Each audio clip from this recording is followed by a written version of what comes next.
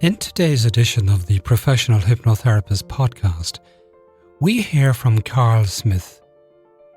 We dive into Carl's personal experiences, including overcoming the mental and physical aftermath of severe trauma, and how these experiences have shaped his approach in helping others.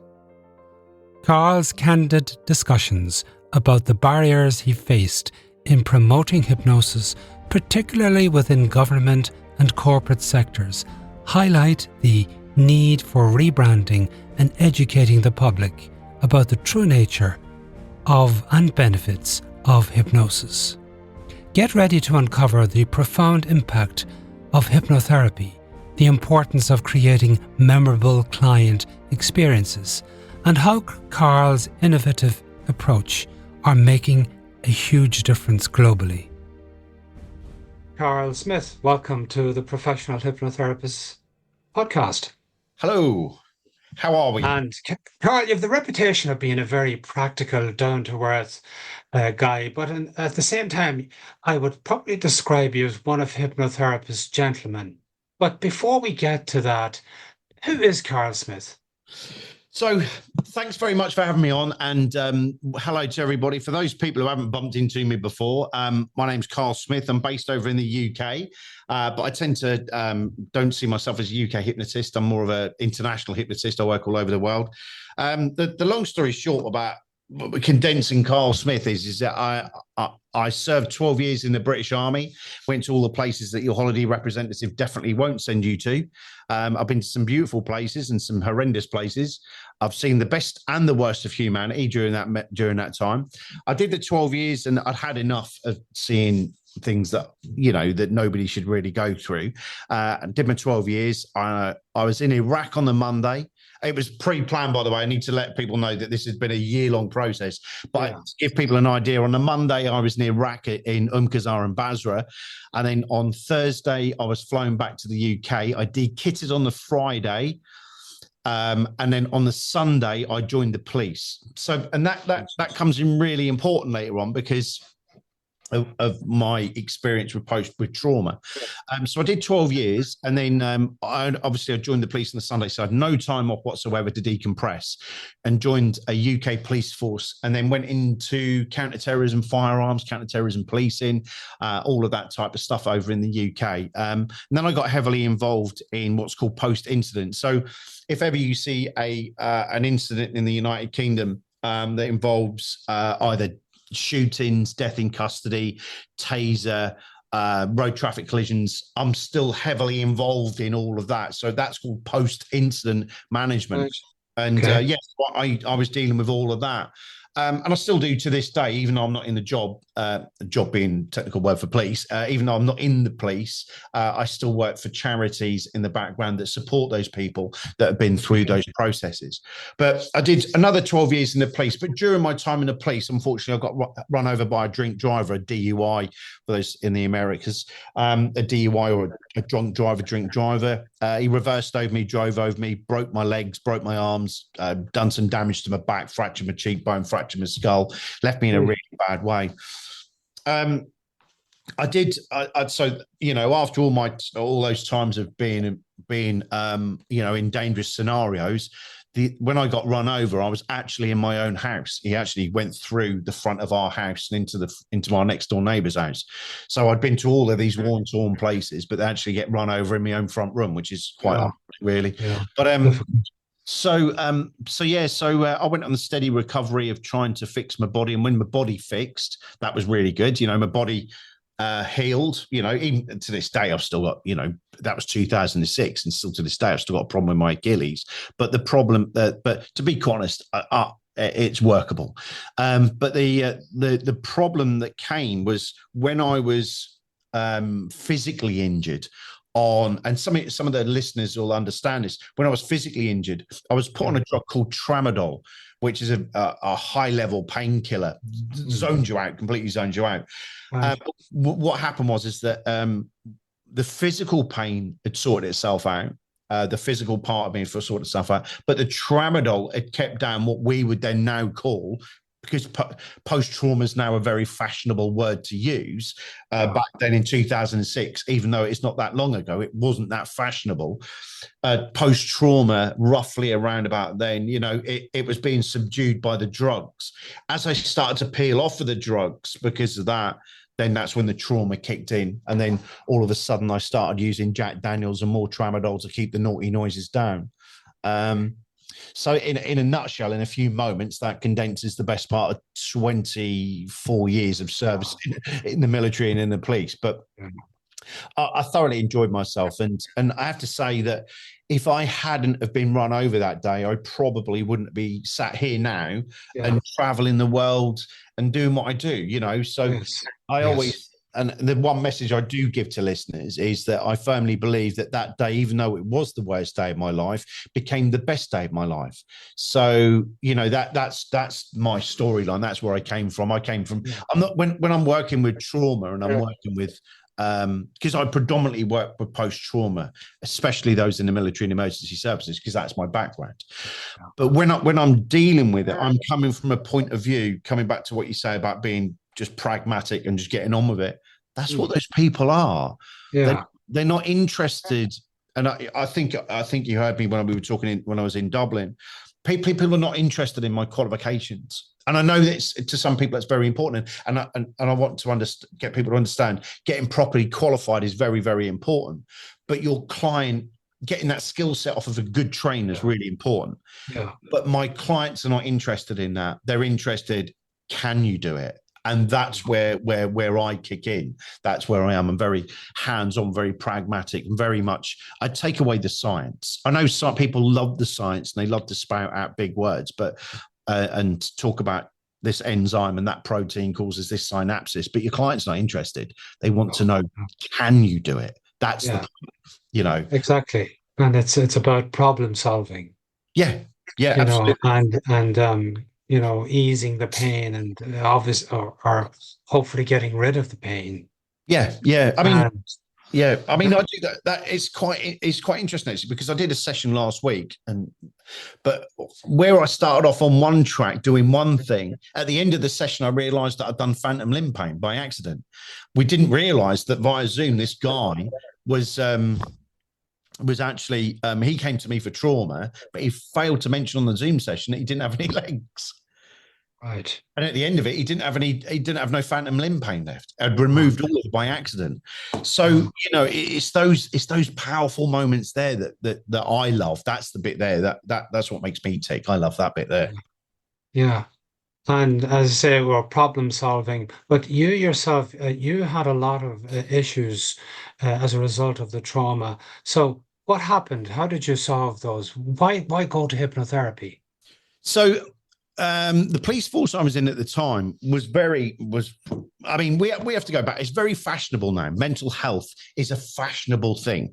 Either to have mental health issues or to be a mental health practitioner is very fashionable. And for some people that have been in this, I've been in this for 15 years now. I've been doing this 15 years, not as long as anybody, but even still, I remember when it wasn't fashionable to do this. So the police force I was in wasn't really geared up. They were like, oh, we've got some counselling services over there. So they sent me on a telephone counselling service. And it's really important that I identify why and how I got here and why I'm so passionate. And whatever I say has got nothing to do with CBT or counselling per se, because they have got an important role. They're just not for everybody. But the counselling element was forced down my neck. Oh, you have to go to counselling. You have to go to counselling. That is the only thing that will work. Counselling is the only thing that will work. So they ran that down my neck. That didn't work. Then they sent me to cognitive behavioral therapy, and that didn't work. That, in fact, I have to say, CBT made me worse. And for those people that are listening, I'm not knocking, by the way, I'm just reiterating, I'm not knocking that there are some brilliant practitioners out there in counselling and CBT. And I'm not saying that they don't work. I'm just saying that they are not a one size fits all. And that's what we tend to find with organizations. They try to push it. So coming back on track, I had this hypnosis. I had the counseling, I had the CBT, and they made me suicidal. And what happened was is that I tried taking my life one night. I tried jumping off of there's a very large bridge down the road from here, about a 300-foot drop. And I decided to throw myself over the side of it with a load of Tramadol and Jack Daniels in it. But when I went over the side, I landed on the only part that had scaffolding on it. Can you believe it? Anyway, so I landed on that, and then I was dragged over the side by two colleagues. And my colleagues at the time, police officers, realized how much trouble I was in. So they informed a police officer that did NLP and hypnosis. And it was only because of that night that hypnosis and NLP got involved. And he came along and he said, right, let's have a look and see if hypnosis is any good to you. And I was like, what? I'm from a place called Great Yarmouth, which used to be the second largest holiday resort in Great Britain on the East Coast. Lovely part, beautiful, Norfolk Broads, all that type of stuff. But and this is really important that people understand this, is that my only point of reference to hypnosis was a stage hypnotist in Great Yarmouth, because that's what it was. But Ben came along and he said, no. And he educated me. And really, really, really important, your listeners understand this, that you educate your clients on what you do, because they will have that frame set of, he's going to make me do something stupid. And people will do that still to this day. And, it's about education. And Ben educated me about hypnosis. And he said, here, let's have a go at it. And he did it. And in that first, I would say 30 seconds, I would say, coming back to what I said at the beginning about the compression, about me not decompressing when I came back from Iraq, came out like a thunderbolt. And I mean, I physically felt it. I physically and emotionally had it come through my body. And I was like, what the? And it was nothing I'd ever experienced before in my life. I said, what fucking just happened then? He went, well, your body's just letting go of all the pressure and attention. Yeah. And when I talk about hypnosis nowadays, I always talk about it as though we are a big pressure cooker. And it always takes me back to that first ever session. Whenever I talk about it, always takes me back to that, keeps me grounded in some way. Some people may not think that, but I am very grounded when it comes to it. In the way that the pressure cooker that day, it felt like somebody had grabbed a valve and gone, yeah. And that experience, that thing that happened that day, whatever that was the catalyst for an animal being unleashed. And that's where I get my passion, my drive, and and my love for this profession, really, and that's why I get to do a lot of things, and that's how it all came about. And I can't get stressed enough to some of your viewers and some of the people out there. I'm very heavy on YouTube, probably one of the most heaviest people, apart from David Schneider, in our profession, on being on YouTube all the time. And it's not just about sales. Let's be honest about it. Yes, it is about sales and keeping myself in the forefront. But actually, part of me, it's about educating the public on what we do. Yes, I'm promoting a product. I'm a business person first. I'm a marketeer second. I'm a hypnotherapist third. But on the same token, getting that message across and showing muggles, let's say muggles, people who have no idea about what we do, they don't understand our magic, they don't have that skill set. It's about me educating people. So when people say to me, oh, I don't believe in that hypnosis, the first thing I do is go, well, there's over 750 videos there for you to go watch. 750 people can't be lying to you, and it's that part there, and that's the bit where I get the energy. That's where I get the educating people about how great this is, because what you have to be an ambassador. A lot of people forget that I am an ambassador in some ways, not just for post-trauma, relieving post-trauma, but for hypnosis itself. Yeah. And if some of the therapists stop chasing techniques and started educating and doing things, I think that they would be far more, they'd get more business, for starters, because they're educating the mass, instead of a minority. So that's where the driver comes from. That's where I am. That's where I sit. Very interesting. Now you mentioned you're an ex-forces guy, and you've done a lot of work with military, police, etc. What is the perception in terms of, breaking down that barrier, or indeed, is there a barrier when you mention the word hypnosis when it comes to working with, government agencies and such? What's your experience of that? Yeah. So it's a big thing. So I was classed up to secret level. And in the secret, what's called DV vetting in the United Kingdom, what's called developed vetting is one of the processes you go through. You have to tell them everything about everything. And when I mean everything, you tell them everything about your lifestyle. And everything. They go through your phone, they go through your internet history, it goes down to nano stuff. And part of being DV vetted is you can't be hypnotized.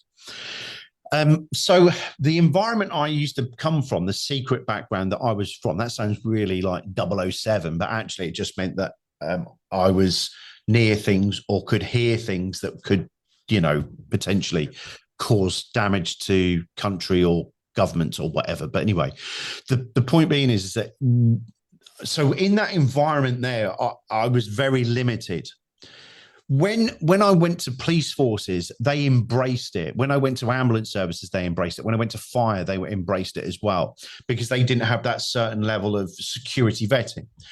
But after a while, we started to realize that we didn't call it hypnosis. That was one key thing. Not calling it hypnosis does get you a lot of things. Now, I picked up government contracts to with my mental welfare pack. What we did there is that I have my hypnotic masterminds, which is my hypnosis group, my hypnosis thing. And then what I then is I have another thing called the mental welfare coach. The mental welfare coach was born out of not using the word hypnosis. Believe it or not, the mental welfare coach is actually the same products as I sell in hypnosis, just repackaged differently.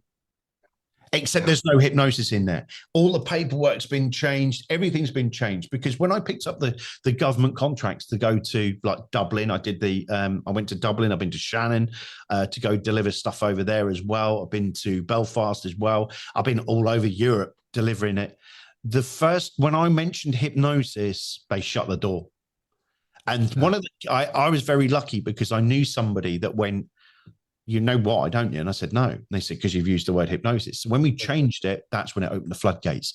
Sometimes you have to tweak yourself. Sometimes you have to change what you're doing to fit what it is. And the mental welfare coach itself was born out of that, because governments do not like the word hypnosis. And police forces embraced it more. So did fire, so did AMBO. And actually, when I did that, it then opened up corridors for like training Hong Kong police, New York police, LAPD, all of that, and fire departments all over the world, and going on presentations. The 9/11, what is the name of it? Right, for the firefighters, the police, everyone that was there, the first responders. So I've done presentations for them before, and so sometimes the word hypnosis can be a powerful tool. Yeah. And then on the other hand, it can absolutely hamstring you. It can really hamstring you. And it depends where you are, really. I mean, I'm looking at governmental, massive corporate organizations that don't want that word. The other thing as well is cultural. In America and Canada, they don't care. They really don't care, because a cultural thing is that as they grow up, they are brought up with hypnosis, school proms and everything like that. Whereas over this side of the pond, we're very much still cautious about it. It's not in our forefront. It's not in front of our mind. Yeah. Interesting. Now, in your work, which is quite comprehensive, you do what might be called content-free hypnosis. Tell us about that. So content-free hypnosis is technically right. I need to explain it properly, and then it'll make sense. I don't do consultations the usual way that some people would do them. I do not sit my clients down and I do not ask them what they think, and that's very important, what they think the problem is. Because fundamentally, whether we like it or not, the issue is never the issue. If somebody comes to you with anxiety, it's not actually anxiety that the problem is. It's something that's causing it. So the issue. Excellent point. Yeah. Right. So it's the same thinking as weight loss. Eating food, and the weight loss, and stop smoking. Cigarettes are not the problem. It's something else that's the issue in the background. It's not the cigarette, it's the problem in the background. It's not the food that's the problem, it's the problem in the background. So that's where and I'm not the first person to talk about the issue is never the issue. So I work about the mindset, the issue is never the issue. And also coming back to what I said previously about decompression. I firmly believe that trauma is an accumulation of stress, not a single point. I firmly believe that my car accident was not the cause of trauma in my life. It was the catalyst for my body to go, I've had enough. I've had enough of this. I can't do it anymore. So I used to many years ago go for I've got a fear of spiders and come out some fandangly little technique and fandabby-does it away. My objective is to deal with the whole lot in the background rather than the one thing. Right. So content-free hypnosis. If you imagine your body's like a big pressure cooker, we've got the fight, flight, freeze at the bottom. Great stuff. Fight, flight, freeze. Fight, we verbally or physically fight things. Flight, we run away. Freeze, we curl into a ball and hope it disappears. Fawn, I don't bother with. Just bearing in mind, if I talk to you, I'm talking to you as a client, so I'm trying to simplify things so they understand it. So we've got the pressure cooker. When your client comes in and they verbalize and they think they know what it is, it's very much not the thing. My job is to use the subconscious, unconscious, monkey brain, whatever you want to call it this week, and ask it directly, what do you think the problem is? Or what is the problem? So when I'm working content free, the only thing that I will ever ask people are hypnosis contraindications. And this is vitally important. When I say I don't do a consultation, the only consultation I do is to find out if somebody's schizophrenic, bipolar, personality disorders, narcolepsy, any psychosis issues, or anything of serious ilk like that. That's the only consultation I do. The next phase is to drop somebody into hypnosis and then literally allow their subconscious, unconscious to relieve it. Now, the important point is that my talk about the pressure cooker is built into the pre-talk, the preamble before. So already I've given a pre-suggestion that they're going to act like a pressure cooker. When I'm working content free, it allows the subconscious, unconscious monkey brain to do whatever it wants to do, let go of what it knows is the problem, not what we're thinking the problem is. And that's where I'm getting all of my results. All of my results are content free. The moment I let people have a cathartic 5-minute release if they need to, but I don't sit there for long because I know for a fact that 99% of what's coming out of that client's mouth is going to be bullshit. It's not their fault. They're trying to fathom it out. They're trying to figure out where they're going. And it's all well and good them saying, I've got anxiety and I've got this and I've got that. That's brilliant. It gives me a clear line of direction. But I will say out loud, I actually do fucking ignore it. I really do ignore what's going on. Because once I've got them into hypnosis and I open up that cavern, the subconscious, unconscious will just throw things out. And it's really important that people understand that when people come in, especially on my sessions, they'll be sitting there going, where did that come from? That happened nearly 30 years ago. I didn't even think of that. Because that whatever that is that's been compressed inside there, they probably can't verbalize it. They probably haven't got the system to bring it to the forefront. And it's probably been negated and pushed to the back. But actually, it was causing a fundamental problem with the fight, flight, freeze. Yeah. So working content free is so much better. And the other benefit for it as well, but predominantly when I'm working with military and emergency services personnel, when I first came back from Kosovo in 1999, which was ethnic cleansing on a mass scale that I've never seen before. When we came back, if you'd have said to me, Carl, can you explain to me how it felt standing? I'm not going to do it because you get vicarious trauma, but I can impart in vicarious trauma by talking about certain things that I've seen and witnessed, which is vitally important I have to keep in mind, is that if somebody said, tell me about that and tell me about how it felt when you saw this, that was trauma. I could smell it, I could taste it, I could hear it, everything was overwhelming. And when I went to counselling in the CBT, they did the same thing with me. They did identically the same thing. Tell me what it was like there. Explain how you felt. I don't want to explain that. And one of the other things as well, let me just come back to this, is that during one of my counselling sessions after the car accident, one of the counsellors said to me, how did it feel to get run over? Nobody ever wants to go through telling anyone that. With content free, I don't need to go through any of the historical past. I don't have to get them to regurgitate, spit out, or anything like that, because it comes up as a metaphor, as a journey. And if you look at it as that pressure cooker, as just some of that stuff that's coming out, that's how content free works.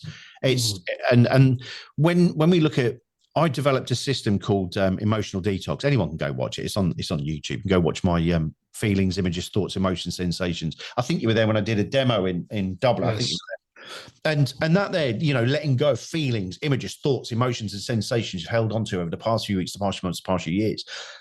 It's so ambiguous that the subconscious goes, oh, you want me to do that, do you? And it lets go of however it feels. And the reason that I came about that is actually down to Dave Ellman, right? And well, not actually Dave Ellman, but Cheryl Ellman and Larry Ellman. Yeah. And I love them to bits. If Cheryl ever listens to this, she knows what she's like a mum to me. I know Cheryl very, very, very well. I've spent lots of time all over the world with Larry and Cheryl, and I love them dearly. But one day Cheryl did something in the United Kingdom that made me go, this isn't right. This isn't right, which sent me down a path of going content free. She said to me, just imagine you're on a beach. Just imagine you're on a beach. And I was going, can't get it. I just can't get it. Just imagine you've got the sand between your feet. Well, I come back to when I was born in Great Yarmouth. I lived on the beach all my life. And there's one thing I can't stand is a fucking beach.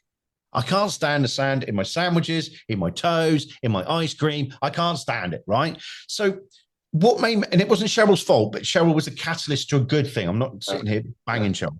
But what happened was that she started a process that day of me going, this isn't working for me. Why is it not working for me? Is it me? Am I stupid? Am I fucking, am I wrong? Can I not do this? I've done it before. I'm on the trainers package with them in Denmark. And I'm going, why is this not working? And I was just thinking, she's not hitting my buttons. She's not doing it. This is a way that's been done for years and years and years and years and years. And they're teaching it that way. Love them to bits. Works a treat for a lot of people, but not everybody. No.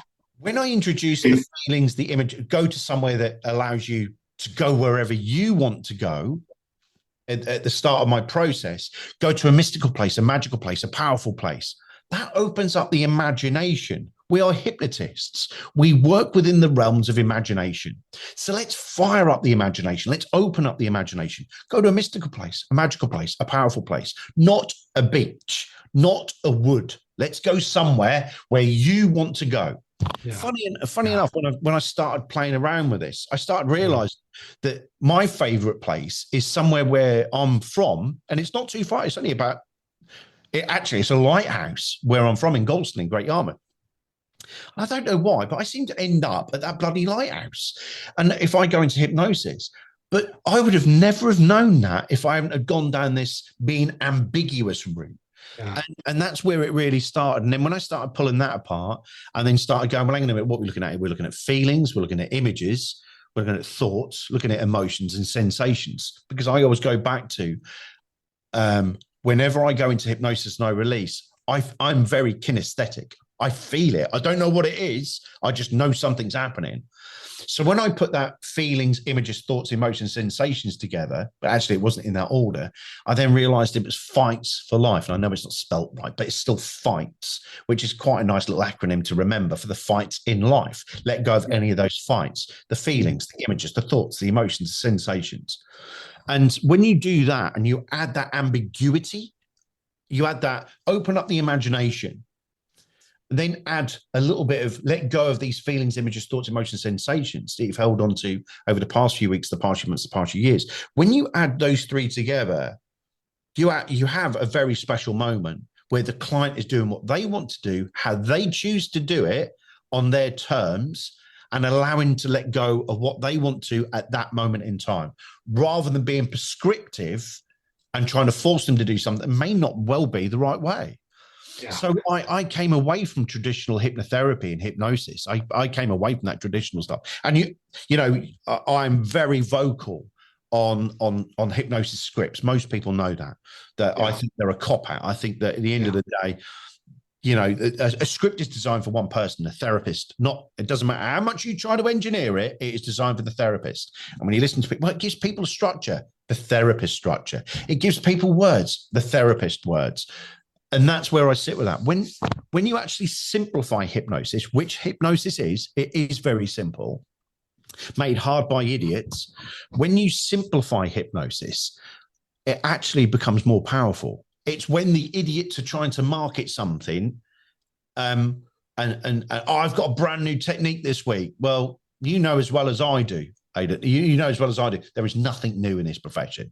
Oh. Everything's regurgitated, everything's come round, and everything's fired up. You know, it's all come from there. And I would strongly suggest that a lot of my work comes from Ericksonian, Elman, and a mash of shit from where I've learned around the world. But on the same token, it's about letting the client dictate the scenario, not me trying to force feed them. And that's what I'm on about scripts. When you sit there doing this, you're not reading. If you're reading a piece of paper, you're not reading the client. It's as simple as that. So that's why when people see me go on one, it's because you're not advertising yourself. You're not advertising the profession as well as you could do. And your trainers have let you down. And we have to be honest, there's unscrupulous bastards out there. They don't give a shit. They're just after your money. They want to cane people and they just want to take their money and run. We know that. That's every profession. We know that in this profession as well. Yeah. And I come from a point of being passionate about what we do. And it comes back to that ambassadorial role. So when I see people, not the students, but when I see trainers fucking it up for everybody else, that's when I get upset, because this is a powerful tool. This saved my life. Hypnosis saved my life. I am one of those people who will stand on a hilltop and say that hypnosis is the best thing since sliced bread. But when you see people that are degrading and they're taking it apart and ruining it just for financial gain, I get a little bit arsy about it, because there's thousands of lives that could be saved. There's thousands of people that can be supported, but people aren't being trained properly initially. Yeah, that's when I start firing in. Very, very excellent points. I love it. I agree with you, and I think it's important that, you know, anyone out there who's contemplating, you know, going to see a hypnotherapist, I think it's important that they know that they don't have to necessarily, or well, they shouldn't have to go through the trauma or be re-traumatized again. No, there's no necessity. Those days are over. I mean, those days died when Sigmund Freud, you know, he passed away. You know, Sigmund Freud and all of those type of things. That, don't get me wrong, you know, the foundations and they've got things there, but going through that, and you don't need to. I actually found that a lot of people in the military and emergency services, you know, just having a good cathartic, some people may not like this, but a very black or dark conversation, and humorizing it and turn it into. We in the military and the emergency services have a way, or it's now being condoned, but there is and it's not being disrespectful to anybody that's passed away or done anything like that or been seriously injured, but there is a dark humor that flows, and it is a coping mechanism. Sometimes a good cup of tea and a shits and giggle conversation can actually alleviate a lot of problems. But people don't see that. It's human. It's human nature. You know, in a Western world, we're actually, you know, crucifying people for doing that nowadays. But even still, it was a great way of doing it. Some people may disagree, but I know that sometimes that just sitting down and having a good conversation and a cup of tea can actually just be as good as sending somebody to 6 counselling sessions, because you're actually being present. Yeah, just being there and just having a conversation, and I think because of my background, it's far better for me, because if somebody military walks in this door now, it doesn't matter who they are, whether they were. I've worked with Gardaí before. I've worked with Hong Kong police before. We all have the same sense of humour. And I go like, hey, why didn't you want to join a proper police force? Or, you know, if a soldier walks in here, you know, the other day, there was a video, a trauma video that I did. And all I knew is he was a Coldstream Guard. For those who don't know what Coldstream Guard is, they're the ones in the bright red with the big bear skins on the roof. They're called And I just sat there, didn't even, I'd only known the man 45 seconds and I was already giving him shit. But the thing is that because of that mutual thing, because of that, you know, of that knowledge and that there, I know the nicknames, I know what they're called, the wooden tops and all that lot. And, you know, they don't like being called a donkey walloper, a donkey walloper is the ones you see sitting on the horses at Horse Guards Parade. They're called donkey wallopers. And Coldstream Guards normally get called that. They're not. They're two massive different things. Yeah. Yeah, but when you sit there and go, oh, so how long was your donkey walloper for? They're like, I want a fucking donkey walloper. I fucking don't. But the crack is there. That's that rapport building, for want of a better word. It's that I've been in your shoes and I know the language and I know the lingo. Same as with police, fire and ambo. You know, when you're talking like that. We all talk in acronyms. We all talk in a different code. And when you breach that code, then you're in. And I find that as soon as I breach that code, especially with military and emergency services personnel, actually 3/4 of my work's done. Yeah. So what you're getting at here is rapport, building strong rapport. Oh, massively. Yeah. I don't necessarily need rapport, but being in that mindset of them knowing I was one of them and I've come out the other side is massive. Yeah. You know, that part of what you went through, all that shit. Yeah. And you were like me, because if we look at military and emergency services as well, and men are the worst for it. Men are the worst. Once you show that you've got a weakness, like I showed that I became an alcoholic, I became a drug user, and I was fucking horrid to my family. I was never physically horrible, but I was a fucking piece of shit. I spoke to them like shit, but it wasn't Carl. It wasn't Carl that was talking. It was the trauma, the build-up, the frustration, that pressure cooker had built up so much that I'd become a horrible piece of work. It went till that pressure was relieved that it was there. But when I show that and I talk about that weakness, and I show about how I was down there, and you don't need to stiff up a lip, you don't need to stiff up a lip. I mean, when I was in the military, if you ever went to, I've seen some of the worst atrocious things in my life. And the British Army way of dealing with it was give you a crate of lager. Drink that, lads, knock 10 buckets of fuck out of each other. When you're done, we're going out again. That's exactly what it was. Showing somebody weakness was, you never did it. So it was very weird for me to get my head around the fact I had to show weakness to these people and educate them. It's perfectly all right. It's perfectly fine to be in a shit state. It's perfectly fine to be an alcoholic. It's perfectly fine to be a drug addict. At the moment, we can change that. We can change that. This is nothing that's not, we can solve this. I was that. Not necessarily, just in life in general, just showing people that it was shit and that you can grow from it. And that's why I would say, what I said at the very beginning, the worst day of my life became the best day of my life. And I always tell that story because it's really vitally important that people understand that there is light at the end of the tunnel. Because when you are at the bottom of the bottom of the bottom, you just don't think there's any more light. You just think you've been consumed by darkness. And I know what that's like. I know what it's like to be at the bottom and not know. And that's why I'm very keen on people educating people, because there's people out there that need your listeners' help, but your therapists are the people that listen to this podcast are so buried in the next new technique, right? They're looking for the next new technique that they're not educating people about the power of what they've already got. There's some therapists out there that listen to this are only 4 weeks into the game going, well, what am I going to offer? Actually, you offer an enormous amount. You've already got a skill set more than the person that's looking for your skills. It doesn't matter. Time in service does not mean anything to me. If you've got 2 weeks in, 3 weeks in, you still have a skill set. Educate people, show them what they can do. what you can do, and show them how they can come from that as well. And I think that's vitally important. I think the other thing that I like stressing as well is that especially for therapists, they love jumping. And here's a top tip for everyone who's listening. If I was ever to give a top tip to anyone, is stop chasing courses, stop chasing the next new course, and stop being a master of that next new course. You know, how many times have you seen it where people go on a pain relief course? They're a master in pain relief. Then the next week they're on a weight loss course. And then all of a sudden they're a master in that. I firmly believe if you put passion before profit, you will succeed in this profession better than anything else. And what I mean by that is if from here, trauma, when somebody says I'm dealing with trauma and anxiety, my little ears go boink, they go up in the air, and I'm like, yes, right, trauma. I'm like a little spaniel that's just found a duck. I'm like that. I'm off all over it, and it makes me happy because I know that I'm going to make some impact. If somebody says, "Oh, you've got a weight loss package coming up," I sit there and I feel like I'm dying inside because my passion is with trauma.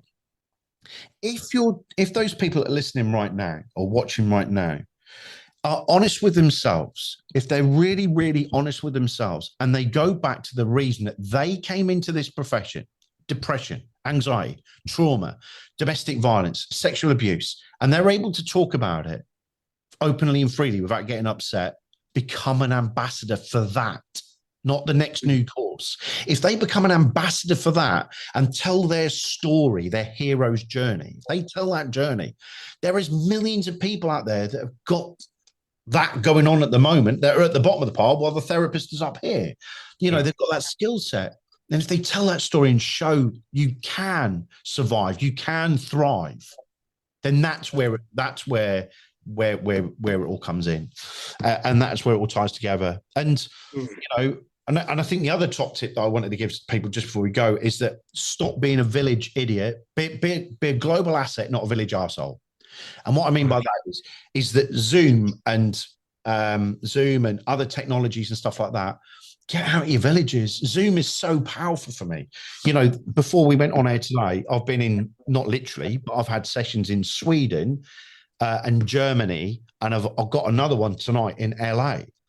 Zoom is the best thing since sliced bread. I mean, you know, when we first started 15, 20 years ago, I remember when I bought a website called Skype Hypnotist, and I was doing it back then. I was doing Skype hypnosis back then. But I really do think that therapists heavily rely on their village or their little town to give them business when it's a global audience. Yes. And if you take those bits I've just given you as well about being an ambassador in what you're doing and use Zoom, you'll have a global business rather than a village business. And that's when it comes in. That's when the confidence kicks in. Zoom is vital to everything that I do. Yeah. You come across, and you mentioned compassion, but you come across as somebody, as a therapist who cares. Is that what, would you agree with that? Oh, I do. I care immensely about the profession, and I really do. When people come in and they've got stuff, there's nothing better than watching people going out, you know, far in a better position than what they are. Yeah.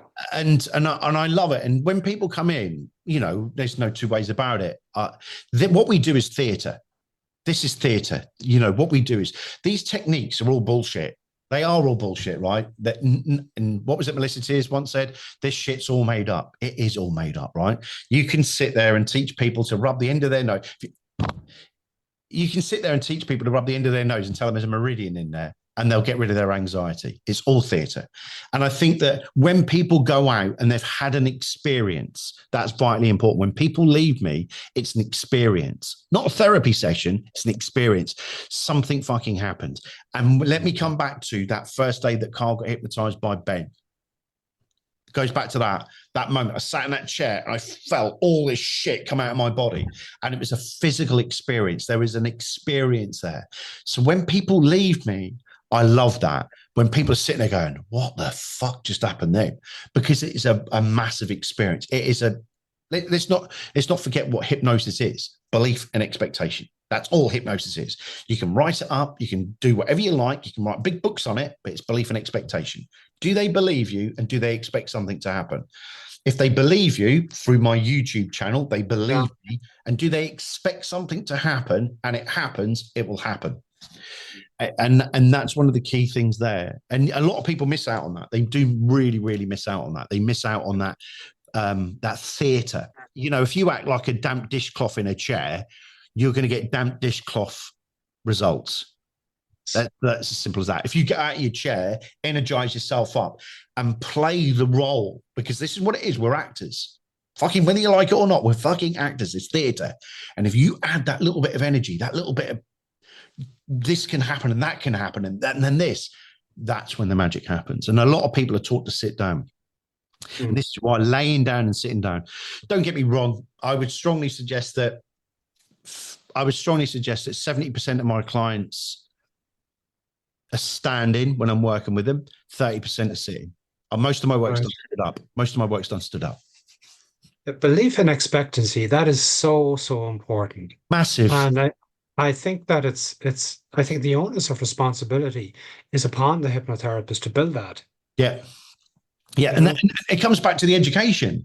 If you look at my YouTube channel, I can guarantee you now, right? A lot of people sit there. I don't believe in hypnosis inductions. Hypnosis inductions are just theatre. They're just, if my client isn't in hypnosis by the time I get to that hypnosis induction, I've done something wrong. My pre-talk and my preamble are the most important parts of hypnosis. Doing this or doing this or doing this, that's just theatre. That's just the cherry on the cake. They're not a necessity. They're there just to add and compound the belief and expectation that something's going to happen. Most people believe that they should have it, but they don't really need it. If you do your pre-talk and your preamble right, you should start to see that fascination. You should start to see them, that glaze in their eyes prior to getting to the induction. That's the trick. The induction is not a necessity. The amount of times that I sit there and people just sit there just looking at me because they've watched my YouTube channel. Another thing as well, talking about how powerful YouTube is. Bearing in mind, you'll go to YouTube today. All the people that are on it today, flick through YouTube. Their kids will be on YouTube. Yeah. The second biggest search engine in the world. Not many therapists use it. One of the key things is when people come to me, is that I send them a video. So when I go, in a moment, we're going to go to hypnosis. There's a point I go, in a moment, we're going to go to hypnosis. And all of a sudden, all my clients do that. I've already built it in.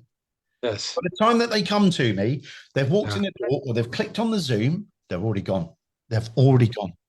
Yes. I don't even have to bother. I really genuinely don't. And if you build that into if those people that are struggling with your inductions at the moment, don't worry about the induction. It's bullshit. It's rubbish.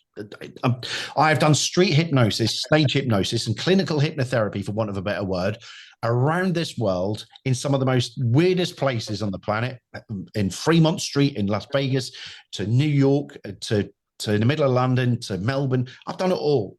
One of the key things is that pre-talk, that bit at the beginning, using the word hypnosis as many times as you can prior to you going like that. Yeah. Because that's just bullshit. The inductions, it's like Maggie Fingers. People say, why do you always use Maggie Fingers? Well, I don't really, it's just a tool. It's not, I don't need any of this stuff anymore. I don't need any of the stiff arms.